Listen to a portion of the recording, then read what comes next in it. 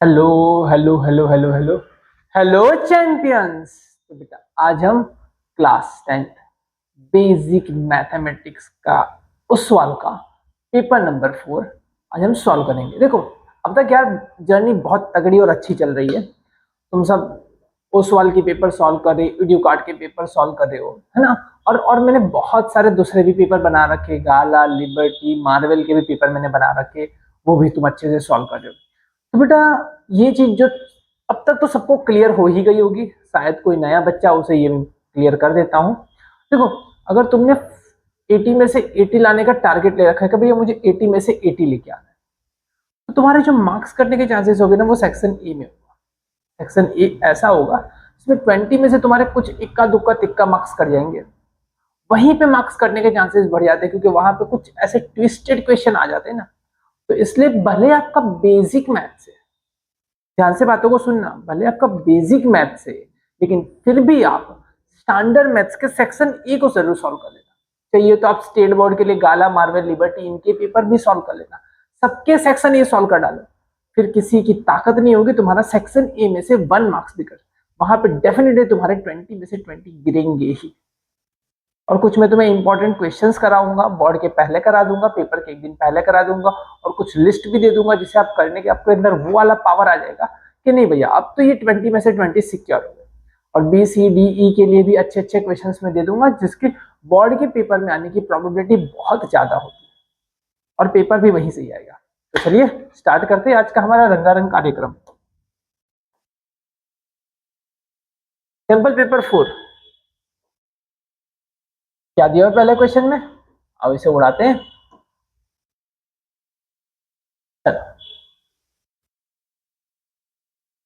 LCM of two number is इतना है, which of the following can not be HCF, HCF नहीं हो सकता है। देखो एलसीएम को हमेशा हम एचसीएफ से डिवाइड कर सकते हैं, एलसीएम के अंदर एचसीएफ होता है, एलसीएम के अंदर एचसीएफ होता है। मतलब एलसीएम को अगर एचसीएफ से डिवाइड करते हैं तो कोई फिक्स नंबर आता है ना, कोई फिक्स नंबर आता है, कोई फिक्स इंटीजर आता है, जेड कुछ भी आएगा, बट आएगा जरूर, जेड आएगा, पॉइंट में नहीं आएगा, जेड आएगा। 10, 20, 50, 100, 200, 500 है ना, कुछ भी नंबर आएगा। तो देख लो कि 3600 को हम किससे डिवाइड कर सकते हैं। 3600 को हम 600 से भी डिवाइड कर सकते हैं, हाँ सही है। 3600 को हम 400 से भी डिवाइड कर सकते हैं, हाँ डिवाइड हो सकता है आराम से। 3600 को हम 150 से भी डिवाइड कर सकते हैं, हाँ डिवाइड हो सकता है। पर 3600 को हम 500 से डिवाइड नहीं कर सकते हैं। मतलब कौन सा option can not be HCF, कौन सा एचसीएफ नहीं हो सकता है, तो ये 3600 के अंदर नहीं है, ये 3600 के अंदर आया हुआ, मतलब ये आंसर गलत है, ये नहीं आ सकता। Second question, in the given figure graph of px shows number of distinct zeros. कितने जीरोस हैं, कितने जीरोस हैं, जितनी जगह पे एक्स एक्सिस को काटेगा उतने जीरोस हैं, जितनी जगह पे ये एक्स एक्सिस को काटेगा उतने जीरो है। बताओ ये एक्स एक्सिस को कितनी जगह पे काट रहा है, जुम्मा जुम्मा करते हैं मान लो एक जगह पे तो काट रहा है, तो नंबर ऑफ जीरोस कितने हैं, एक है। Next, discriminant of this, discriminant निकालना है। चलो फटाफट बताओ डिस्क्रिमिनेंट का फॉर्मूला क्या होता है। डिस्क्रिमिनेंट का फॉर्मूला होता है sir ji b square minus 4ac। Wow मुझे आ गया, बी 4 है, अच्छा 4 का स्क्वायर 16, और ये 1 है और वो 20 है, मतलब 80 और ये 16। देखो नेगेटिव आएगा, 16 में से 80 जाएगा है ना, नेगेटिव आएगा, तो डिस्क्रिमिनेंट क्या होगा, नेगेटिव। अच्छा ये बताओ डिस्क्रिमिनेंट नेगेटिव होना मतलब क्या, आंसर क्या आएगा, no real root, no real root, real root वहां पे एग्जिस्ट नहीं करेगा, वहां पे आएगा इमेजिनरी रूट, जो आप क्लास 11th में पढ़ोगे। चलो अब आगे देखते हैं, which of this are zeros of the polynomial, इसके जीरोस कौन कौन से होंगे। देखो इसके जीरोस कौन कौन से होंगे, x plus 1 is equal to भी जीरो हो सकता है, x minus 1 is equal to भी जीरो हो सकता है, x इज इक्वल टू -1 आ जाएगा और x इज इक्वल टू +1 आ जाएगा। मतलब इसके दो जीरोस मिलेंगे तुम्हें, एक होगा +1 और एक होगा -1। चलो नेक्स्ट क्वेश्चन पे बढ़ा जाए।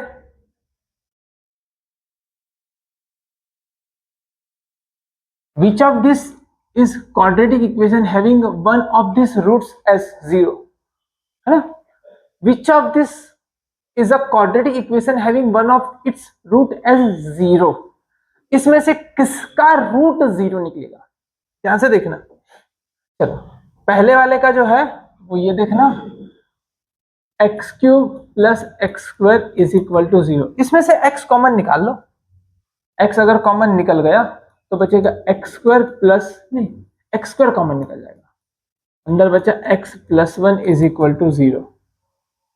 दूसरा तो इसमें तो 0 आ गया ना, x square is equal to भी 0 हो जाएगा, x plus 1 is equal to भी 0, मतलब x इज इक्वल टू 0 और x इज इक्वल टू -1। पहला हो गया, पहला सही है ना, पहला सही है।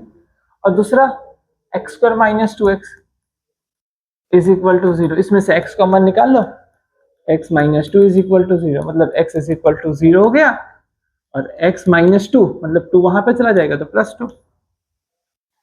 ये दो 0 आ गए, इसमें नहीं आएगा, ठीक है। तो तुम्हारा आंसर क्या लिखोगे तुम, है ना 1 इन 2, क्या लिखोगे 1 इन 2। ये गलत है, ये गलत है, 1 2 नहीं आएगा, आंसर आएगा सिर्फ और सिर्फ 2। तो पूछो क्यों, क्यों? तो ये यहाँ पे क्या कह रखा है बेटा, क्वाड्रेटिक इक्वेशन। तो क्या पहला वाला क्वाड्रेटिक है? पहला वाला क्वाड्रेटिक नहीं है। इसका जीरोस जो है, इसका रूट जो है, भले से उसमें x इज इक्वल टू 0 आ रहा है, इसमें भी x इज इक्वल टू 0 है, इसमें भी x इज इक्वल टू 0 है, बट ये क्वाड्रेटिक नहीं है।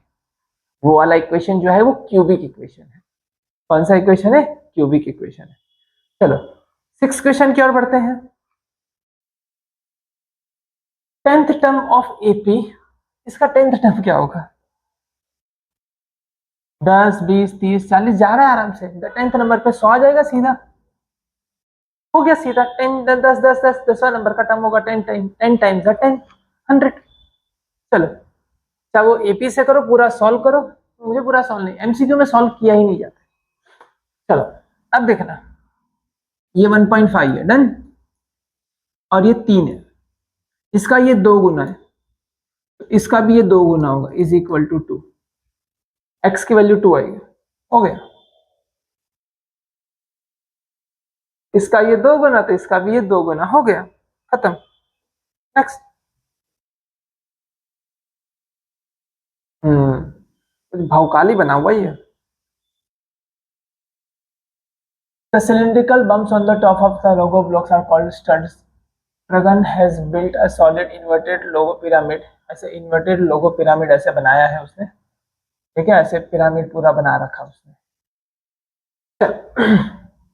The number of studs in successive floor from the arithmetic progression, the Dragan figure out that the sum of number of studs used in first pth floor is equal to this, and how many studs are there in fifth floor।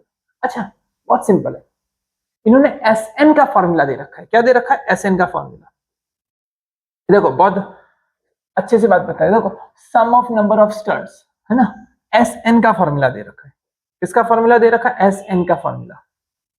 देखो Sn का formula क्या दे रखा है इन्होंने, 6p² - 2p, है ना। तो अगर पीथ कॉलम होगी, कौन सी बेटा? पीथ फ्लोर होगा, पीथ फ्लोर, पहला फ्लोर, दूसरा फ्लोर, तीसरा फ्लोर, चौथा फ्लोर, पांचवा फ्लोर, छठा फ्लोर, ऐसे बहुत सारे floor, layer by layer.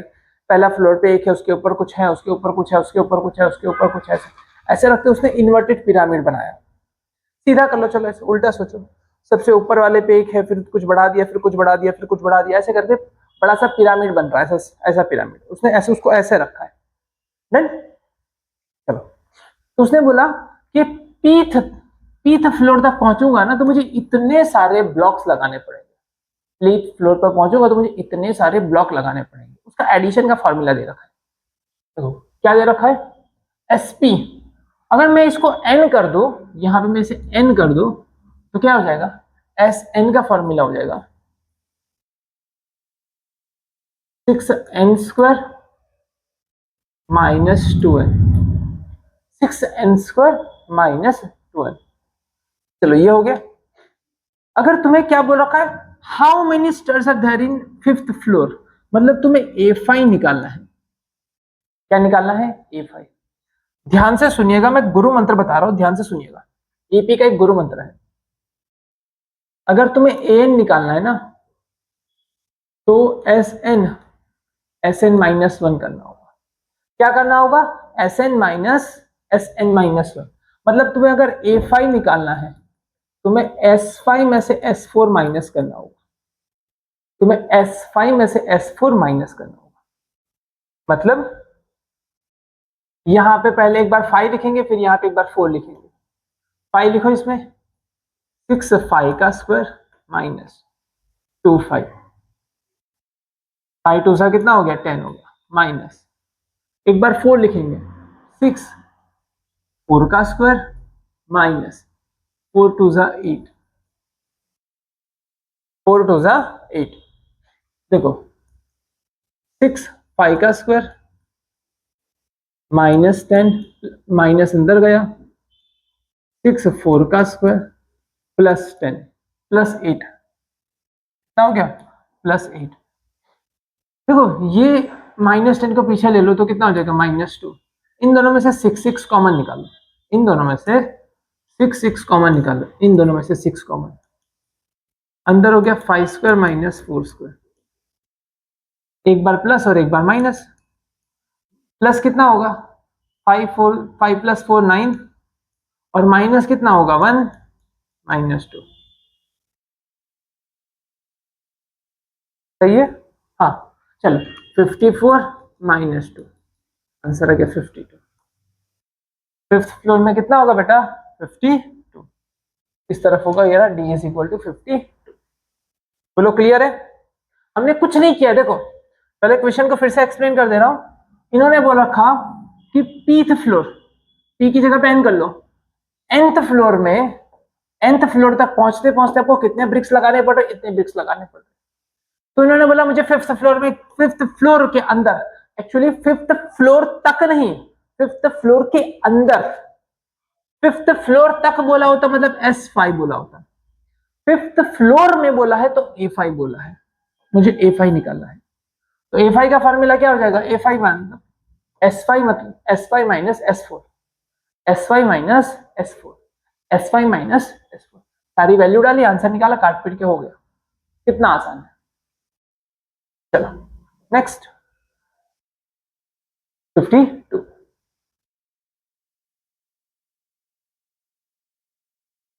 The length of diameter of circle with end points this and this. Distance formula बता दो। डायमीटर में एंड पॉइंट तुम्हें दे रखा है 2,2, 5,5, है ना। डिस्टेंस फॉर्मूला क्या होता है? ये डायमीटर का square, x2 - x1 whole square, यही होता है ना, x2 - x1 whole square, y2 - y1 whole square. चलो देखो ये कितना है? 5 - 2 whole square, 5 - 2 whole square, 3 square 9, 3 square 9 18, b = √18, b = √18, b = √18। बोलो क्लियर है? चलो नेक्स्ट।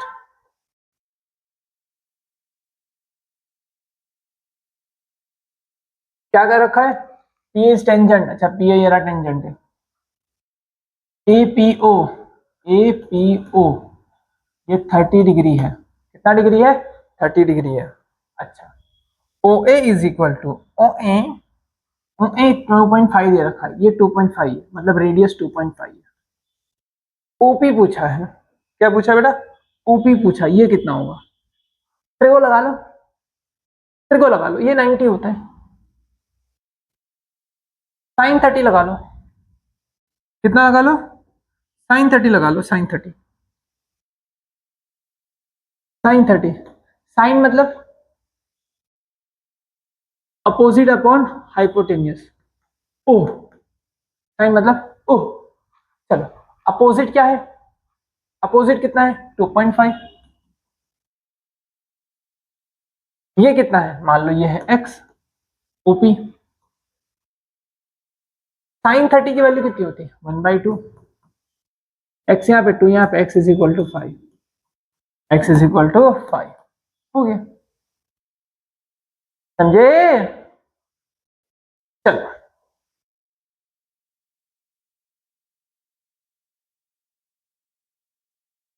नेक्स्ट क्वेश्चन दे रहा है, the coordinate of points where the diagonals of parallelogram bisect each other given that the end points of the diagonals are this and this.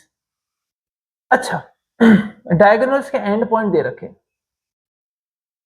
Parallelogram में अगर कोई parallelogram है, डायगोनल जब ये डायगोनल है और ये डायगोनल है, जिस जगह पे मिलते हैं वो डायगोनल का मिड पॉइंट होता है। भले इसका एक डायगोनल बड़ा एक डायगोनल छोटा है, ये डायगोनल बड़ा ये डायगोनल छोटा है, पैरेललोग्राम में दोनों डायगोनल सेम होते नहीं, दोनों डायगोनल सिर्फ स्क्वायर एंड रेक्टेंगल में होते हैं। किसमें होते बेटा, स्क्वायर एंड रेक्टेंगल में होते हैं दोनों डायगोनल। और यहाँ पे दोनों डायगोनल एक बड़ा है और एक छोटा है, पर ये जो है ना, ये इस वाले डायगोनल का मिड पॉइंट भी है और इस वाले डायगोनल का भी मिड पॉइंट है। इन्होंने पॉइंट दे रखा है, मान लो ये 1,1 है और ये 7,7 है, तो जहां पे मिलते हैं ना वो मिड पॉइंट होता है। क्या होता है, मिड पॉइंट। तो मिड पॉइंट का फॉर्मूला होता है x1 plus x2 divide by 2 and y1 plus y2 divide by 2। x1 x2 कितना है, 1 7 divide by 2, 1 plus 7 divide by 2, ये हो गया 4 और ये भी हो गया 4, आंसर आएगा 4,4। चलो next the area of quadrant of circle with radius 7। Quadrant मतलब क्या होता है पता है, सर्कल को 4 पार्ट में तोड़ते हो ना, तो ये 90 डिग्री का बनता है, इसे क्वाड्रेंट कहते हैं। इसे फर्स्ट क्वाड्रेंट कहते हैं, इसे फिर सेकंड क्वाड्रेंट कहते हैं। फर्स्ट हो गया, second quadrant, third quadrant, fourth quadrant. Total circle के अंदर 4 क्वाड्रेंट होते हैं। अब देखो पूरा एरिया जो होता है ना पाई आर स्क्वायर होता है, उसको 4 पार्ट में तोड़ दो, हो गया। पाई की वैल्यू जो है वो 22/7 होती है, आर की वैल्यू 7 है और नीचे 4 है, एक 7 कट गया, ये 11 से कटा, ये 2 से कटा, 77 डिवाइड बाई 2, 77 डिवाइड बाई 2 मतलब 38.5, ये रहा 38.5। चलो डन।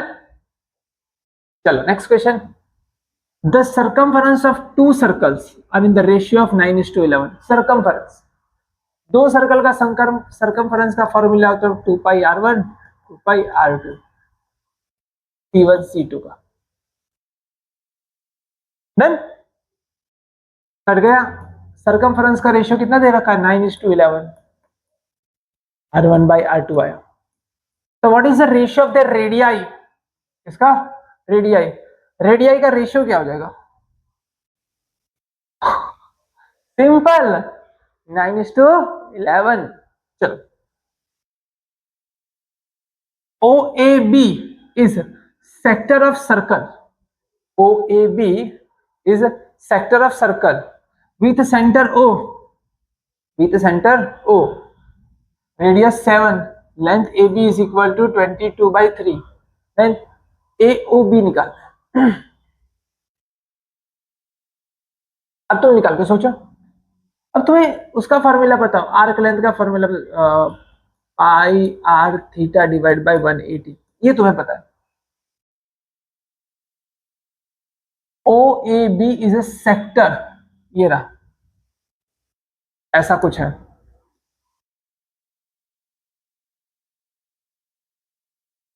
ये OAB sector of circle with centre O, इसकी रेडियस 7 है एंड आर्क लेंथ AB की वैल्यू 22/3 दे रखी है, 22/3 है।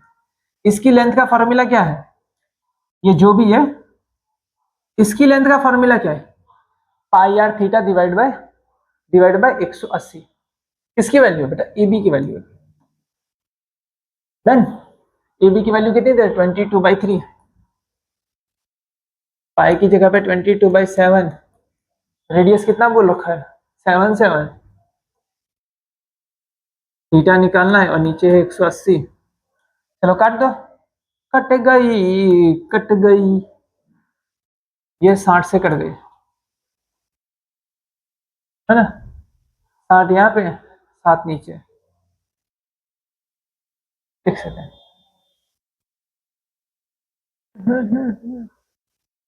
ए ओ बी पूछा है ना,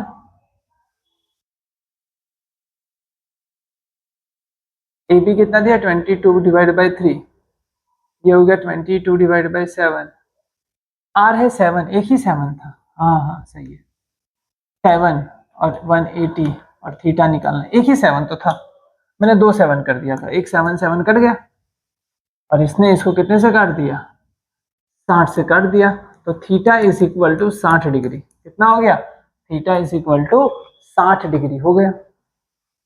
चलो मैंने यहाँ पे 2 7 कर दिया था इसके, चलो डन, नेक्स्ट क्वेश्चन पे जाते हैं।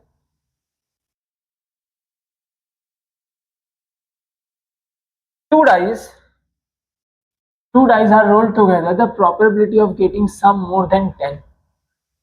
दो डाइस को अगर ऐसे करोगे तो सम 10 से ज्यादा कितनी बार हो सकता है 5 6 6 5 6 6, तीन ही बार प्रोबेबिलिटी, 3 बार आ सकता है 36 में से, 3 बार आ सकता है 36 में से, मतलब 12 से कट जाएगा 1/12, कितना आ जाएगा 1/12। इन्होंने बोला 2 मिनट में सॉल्व करना, हम 30 सेकंड में सॉल्व करेंगे। चलो, if for the particular survey data mean is 10, mean कितना है बेटा x bar is equal to 10, median is 12, median तुम्हारा 12 दे रखा है, मोड निकालना है, बहुत ही आसान है, mode is equal to 3 median में से 2 मीन निकाल लो, 3 मीडियन में से 2 मीन निकाल लो, इसको 12 रखो, 12 3 जा 36, 10 2 जा 20, आंसर आ गया 16, मॉड है 16, मॉड कितना है 16 होता है। चलो नेक्स्ट, मेरी नाकामियों पे रही है दुनिया। चलो ये वाले क्वेश्चन पे आ जाए, hollow cube of internal edge 22 centimetre है, होलो क्यूब है, अच्छा, फिल्ड विद स्पेरिकल मार्बल, मतलब एक क्यूब मैंने लिया है, ऐसे क्यूब लिया है, उसमें मैं मार्बल डाल रहा हूँ, drum drum drum drum drum drum drum, ऐसे मार्बल डाल रहा हूँ, मार्बल का डायमीटर दे रखा है, मतलब रेडियस हो जाएगी, मार्बल देखो डायमीटर, डायमीटर कितना दे रखा है पता है 1/2, 0.5 मतलब कितना होता है 1/2, और रेडियस कितनी हो जाएगी, रेडियस उसका आधा 1/4, रेडियस कितनी हो जाएगी 1/4, मतलब 0.25, इसका आधा 0.25 होता मतलब 1/4 हो गया। Please assume that 1/8 space of cube remains Anfield, मतलब टोटल जो थी उसमें से 1/8 अनयूज्ड है, बाकी 7/8 यूज है, मतलब देखो टोटल वॉल्यूम V था, उसमें से जो 1/8 V था ना वो अनयूज्ड है, कितना अनयूज्ड है 1/8, तो बचा हुआ कितना, देखो ये टोटल वॉल्यूम और इतना यूज नहीं हुआ है, तो बचा हुआ यूज हुआ है, V कॉमन, 1 में से 1/8 माइनस करोगे तो 7/8 आएगा, मतलब इतना वॉल्यूम यूज हुआ है, किसने यूज किया है मार्बल ने यूज किया है। अच्छा, और इस वॉल्यूम के अंदर मार्बल जाके बैठ गई है, मतलब यहां पे क्यूब था, इसका टोटल वॉल्यूम यूज ही नहीं कर पाएंगे, वो क्यों नहीं यूज कर पाएंगे, मार्बल गोल होती है, 2 3 मार्बल के बीच में जगह रह जाती है, कितनी खाली जगह निकल गई थी 1/8 वी, तो यूज कितनी हुई थी 7/8 वी, इतनी वॉल्यूम इसका यूज हुआ है, इसका क्यूब का, और इसके अंदर बहुत सारी मार्बल है ना, बहुत सारे मार्बल है, इसका जो वॉल्यूम होता है, मान लो n मार्बल मैंने अंदर डाली है, कितनी मार्बल डाली n मार्बल अंदर डाली है, ऐसी बहुत सारी मार्बल डाली मैंने अंदर, एक मार्बल का जो वॉल्यूम होता है वो होता है 4/3 pi r cube, 4/3 pi r cube.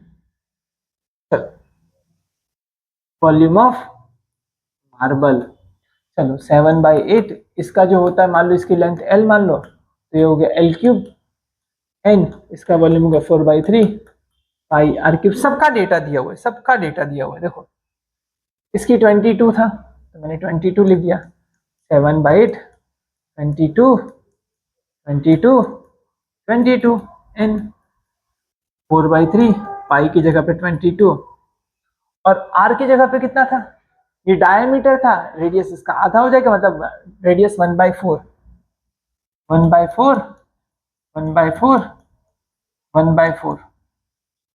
चल देखते काट के, ये 4 यहाँ कट गया, 22 यहाँ कट गया, है ना। चल अब देखो ये 4 ने इसको 2 से काट दिया, फिर ये 2 ने इसको 11 से काट दिया, यहाँ पे ऑलमोस्ट सब कुछ कट चुका है, सिर्फ 4 बचा है और 3 बचा नीचे। तो ऊपर यहाँ पे आ गया 7 22 11 3 और 4, ये तुम्हारा n होगा। और इनको मल्टीप्लाई करने के बाद जो भी आंसर आ रहा होगा वो लिख देना। क्लियर है? चल नेक्स्ट क्वेश्चन।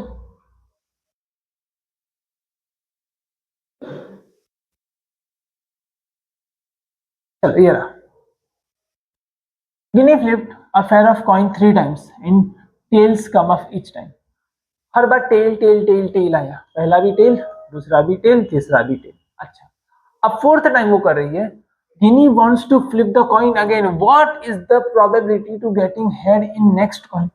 देखो जितनी बार भी आप कॉइन को ऐसे उछालोगे, चाहे पहली बार हो, दूसरी बार हो, तीसरी बार हो, चौथी बार, इच टाइम उसकी प्रोबेबिलिटी होती है 1/2, क्योंकि दो ही ऑप्शन है, हेड और टेल। मतलब अब कितनी बार भी, अभी मैं तो कॉइन उछालू, तुमसे पूछूं कि हेड आएगा टेल, तुम क्या कहोगे? सर हेड भी हो सकता है, टेल भी हो सकता है। मतलब मेरे पास दो आउटकम है, टेल आया तो दो में से एक आया, हेड आया तो है ना, सबके आउटकम आधे आधे हैं, सबकी प्रोबेबिलिटी आधी आधी, या तो हेड या तो टेल, मतलब 1/2 1/2, मतलब हर बार प्रोबेबिलिटी 1/2 ही होगी। चलो कितनी होती है? 1/2 मतलब 0.5, आधी प्रोबेबिलिटी है हेड और टेल आने की। हाँ ऑल ओवर प्रोबेबिलिटी की बात करो कि सब में हेड आया, सब में टेल आया, वो प्रोबेबिलिटी बहुत लंबी हो गई, उसमें सबका काउंट करना पड़ेगा। बट इसने बोल रखा है what is the probability of getting hand in next coin flip, अभी जो कॉइन फ्लिप करने जा रहा हूं उसमें प्रोबेबिलिटी कितनी है, उसमें प्रोबेबिलिटी कितनी है। चलो आखिरी दो असर्शन रीजन ये रहा, product of HCF and LCM of 3 numbers is equal to the product of 3। दो पे ही ये लागू होता है, सिर्फ और सिर्फ ये दो पे ही लागू होता है। एचसीएफ और LCM of 2 numbers is equal to the product, हाँ ये सही है, ये सही है। तुम्हारा आंसर क्या आ जाएगा? assertion is false and reason is true, the assertion is false and reason is true। चलो next, x cube plus x का ओनली वन रियल जीरोस, फिर देख लो x cube plus x is equal to 0, क्या इसके पास only one real zero है? X common निकाल लो, x square plus 1 is equal to 0, मतलब एक्स इज इक्वल टू 0 और x square plus 1 is equal to 0, मतलब x square is equal to -1। हाँ तो ये तो इमेजनरी हो गया, ये रियल हो गया, मतलब रियल सिर्फ और सिर्फ इसके पास एक ही जीरोस है। और रीजन क्या क्या रखा है? रीजन ये कह रहा है a polynomial of nth degree of must have at least, नहीं मस्ट हैव n जीरोस, नहीं मस्ट हैव नहीं होते, एटमोस्ट ज्यादा से ज्यादा n जीरोस हो सकते हैं। बाकी तो देखो अगर किसी के ना पावर 4 है ना, तो उसके पास ना भी हो जीरो, एक भी हो जीरो, दो जीरो भी मिल सकते, तीन जीरो भी मिल सकते, और ज्यादा से ज्यादा 4 जीरो मिलेंगे, ज्यादा से ज्यादा 4 मिलेंगे, मतलब जितनी उसकी डिग्री होती है उतना तक उसको जीरोस मिल सकते हैं, या तो नहीं भी मिले। क्लियर है? चलो तो ये आज जो है पहला वाला सही है, दूसरा वाला गलत है, मतलब assertion is true, reason is false. इसी के साथ ये वाला पेपर भी होता है तुम्हारा खत्म। इसी प्यार और जुनून के साथ मस्त से पढ़ाई करते रहिएगा बेटा। और अगर आपको कोई चैप्टर्स के अंदर, कोई पर्टिकुलर एक्सरसाइज के अंदर किसी जगह पे आपको डाउट लग रहा है, कोई कंफ्यूजन क्रिएट हो रहा है, किसी चीज का आपको रिवीजन चाहिए या कुछ चाहिए, तो डेफिनेटली आप मुझे कमेंट कर सकते हो। मेरी टीम आपको रीच आउट करेगी और चीजें देख के लेंगे। और कुछ स्ट्रेटजी वगैरह की प्लानिंग कर रहे हो कि कैसे आपका कुछ बिगड़ चुका है या आपको कुछ अगर प्लानिंग वगैरह चाहिए, तो भी मुझे कमेंट कर सकते हो। ठीक है बेटा, इसी तरीके से पढ़ाई करते रहिएगा। मिलते हैं नेक्स्ट क्लास में, तब तक हैव अ गुड डे।